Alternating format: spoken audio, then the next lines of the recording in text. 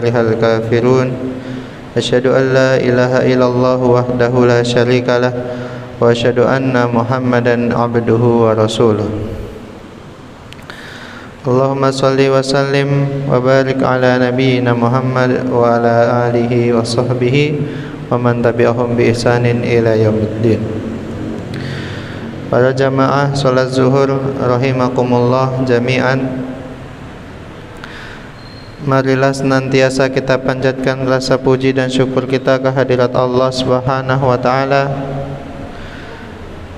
atas limpahan rahmat dan hidayahnya,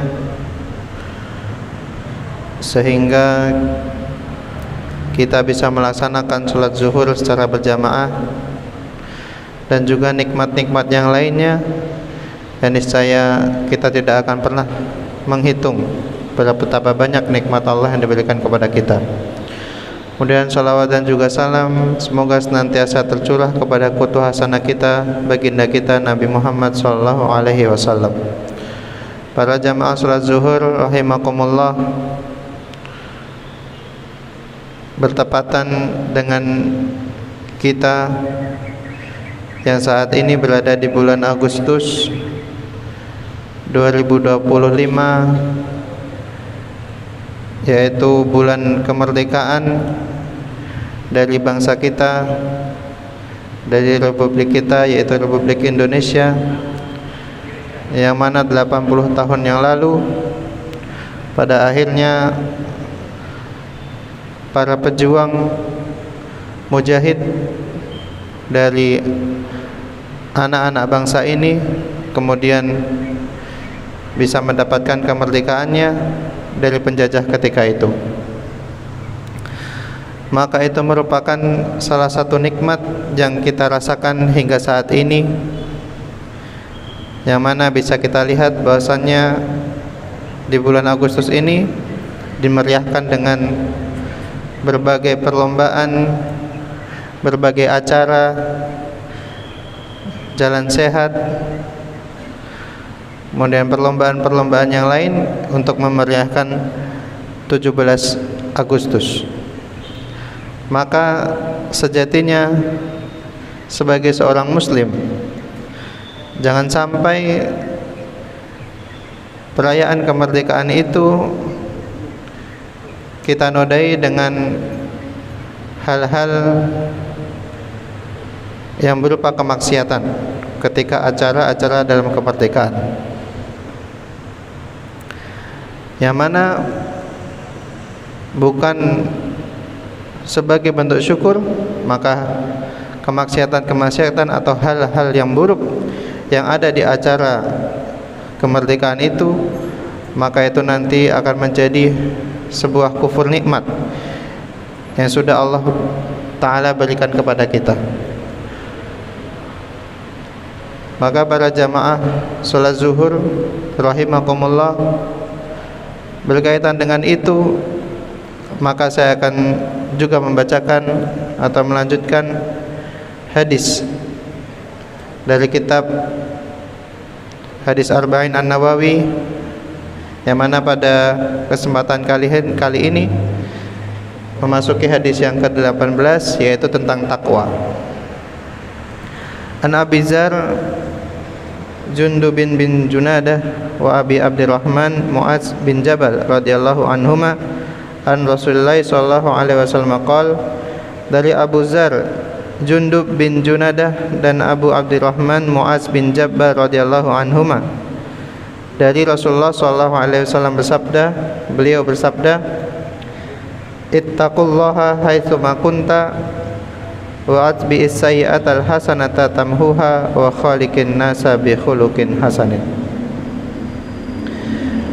Bertakwalah kepada Allah dimanapun engkau berada, iringilah perbuatan buruk dengan perbuatan baik, maka kebaikan akan menghapuskan keburukan itu, dan pergaulilah manusia dengan akhlak yang baik. Hadis riwayat Tirmidzi. Pada hadis ini terdapat dua poin penting yang Rasulullah SAW sampaikan kepada kita. Bahasanya kita harus senantiasa menjaga ketakwaan dimanapun dan kapanpun. Bahwasanya takwa itu sendiri sebagaimana disebutkan adalah oleh ulama Talaq bin Habib rahimahullah, at-taqwa an ta'mala bi ta'atillah. Takwa berarti engkau menjalankan ketaatan kepada Allah ala nurim minallah, atas petunjuk cahaya dari Allah, wa tarju sawaballah, dan kemudian engkau mengharap pahala dari Allah, wa antatsruka maksiatillah ala nurim minallah wa tahaffu iqabillah. Termasuk pula dalam takwa adalah menjauhi kemaksiatan atas petunjuk cahaya dari Allah dan engkau takut akan siksanya.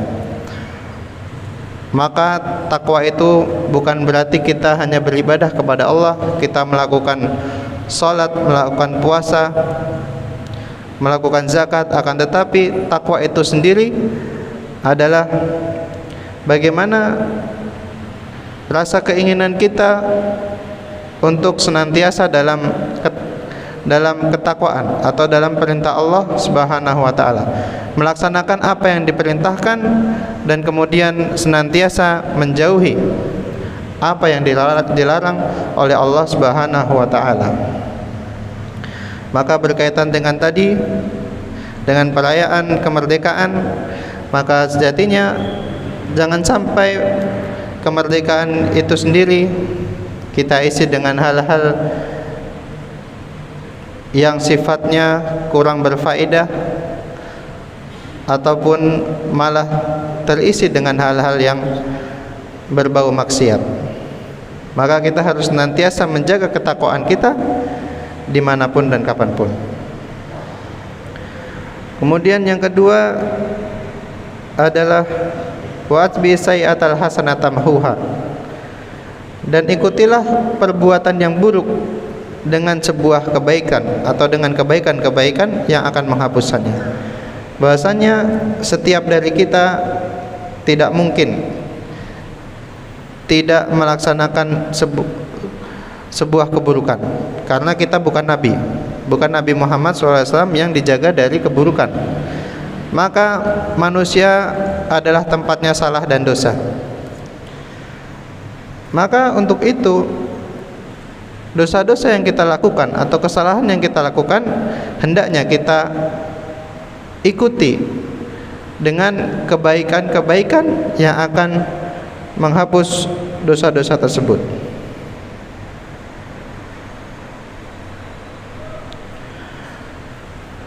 Maka dengan kebaikan-kebaikan yang senantiasa kita lakukan akan menghapus dosa atau kesalahan yang mungkin secara tidak sengaja tidak kita sadari. Kemudian poin yang terakhir, wa khaliqin nas bi khuluqin hasanin, dan bergaulah dengan manusia dengan akhlak yang baik. Maka di momen kemerdekaan ini marilah kita senantiasa menjaga silaturahim dengan saudara kita, dengan tetangga, dengan teman kita, dengan keluarga kita, dan perlakukanlah mereka dengan akhlak yang baik. Sebagaimana Nabi Muhammad SAW itu diutus untuk memperbaiki akhlak manusia yang ada di muka bumi ini. Maka kita sebagai muslim harus senantiasa meneladani akhlak beliau, meneladani sifat-sifat beliau, perilaku beliau, sehingga itu menjadi akhlak yang baik bagi diri kita sendiri dan juga akan berefek baik kepada orang lain. Para jamaah salat zuhur rahimakumullah jami'an, mungkin hanya itu yang dapat saya sampaikan. Kurang lebihnya yang benar datangnya dari Allah, dan apabila ada kesalahan tolong untuk dimaafkan. Wabillahi taufiq wal hidayah. Assalamualaikum warahmatullahi wabarakatuh.